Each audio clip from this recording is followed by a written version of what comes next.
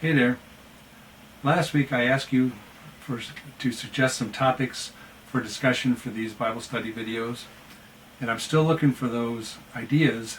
If there's something that you would like discussed or a Bible question that I could at least try to answer for you, so comment below or send them to me by text or email, whatever. But last week, Caleb suggested a comparison of the present to the revelation. And that is a great question. So I'm going to assume he's talking about the events of the present time versus the events described in the book of Revelation. And of course, the biggest event going on right now is the worldwide spread of the coronavirus.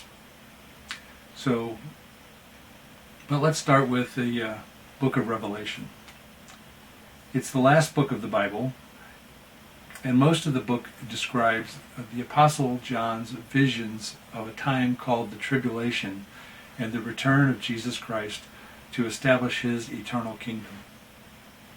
It is one of the most confusing books of the Bible to read, mostly because of the apocalyptic language style that uses visuals like beasts with many heads that represent things.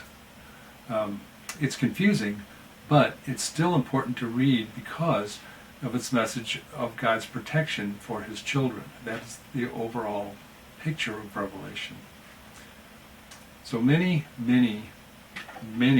people debate over the meaning of John's visions in Revelation.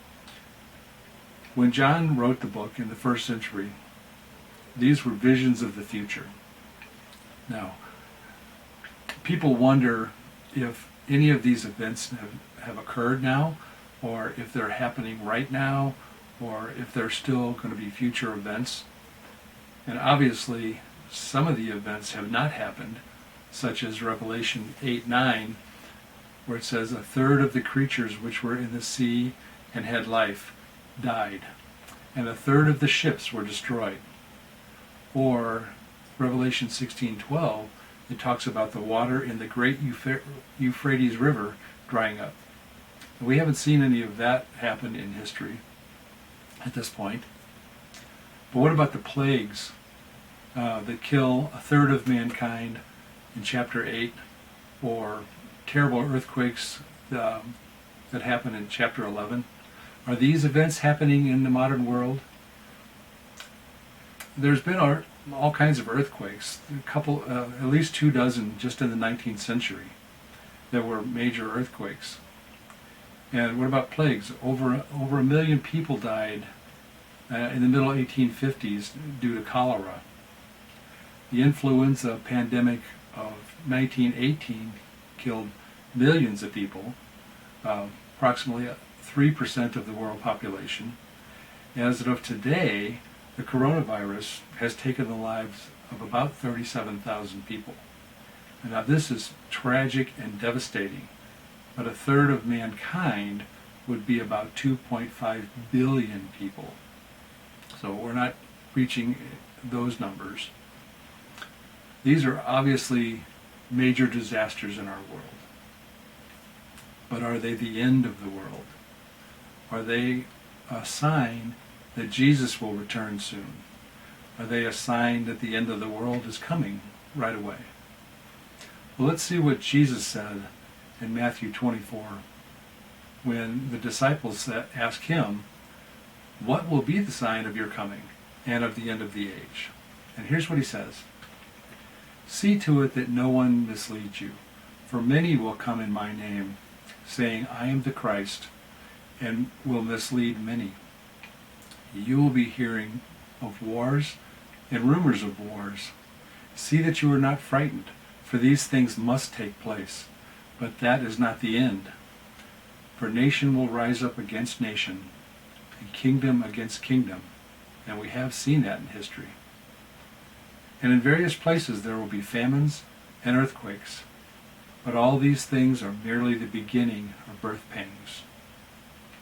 Then they will deliver you to tribulation and will kill you, and you will be hated by all nations because of my name, and hate one another.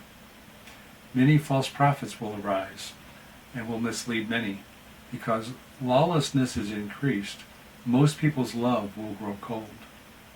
But get this one, verse 13. But the one who endures to the end, he will be saved. This gospel of the kingdom shall be preached in the whole world as a testimony to all the nations, and then the end will come.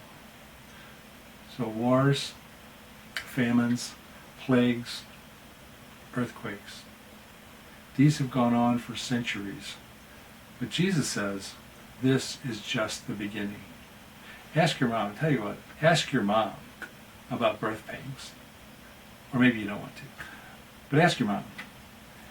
Birth pangs are basically labor, or labor pains.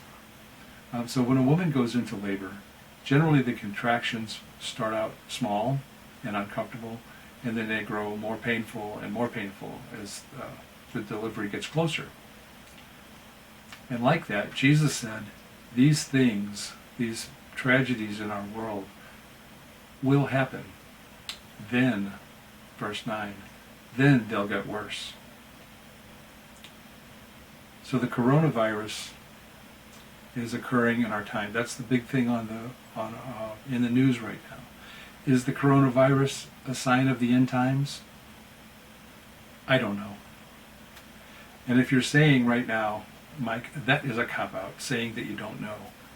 No, it's not a cop-out. Jesus said, we will not know when he's coming back. We can't predict based on the world events exactly when he's coming. Matthew 24:36. Jesus says, but of that day and hour no one knows, not even the angels of heaven, but only the Father alone. So we don't know when he's coming, but the Bible says he is coming again, and he said to be ready. Verse 44 says, for this reason you also must be ready, for the Son of Man is coming at an hour when you do not think he will. So we need to be ready. We need to stay strong. Bad things will happen in our world. Bad things will happen in our lives. But look back at verse 13. But the one who endures to the end, he will be saved. That is Jesus' message to you, if you're a believer. And by enduring, Jesus is talking about staying faithful to him. He's not talking about physically surviving necessarily. He's talking about enduring in the faith, staying faithful to him. But the one who endures to the end, he will be saved. I can't say that enough. But if we don't understand all these terrible things that are happening in our world, how are we supposed to respond to those? That is a good question. And we'll talk about that on Wednesday. See you.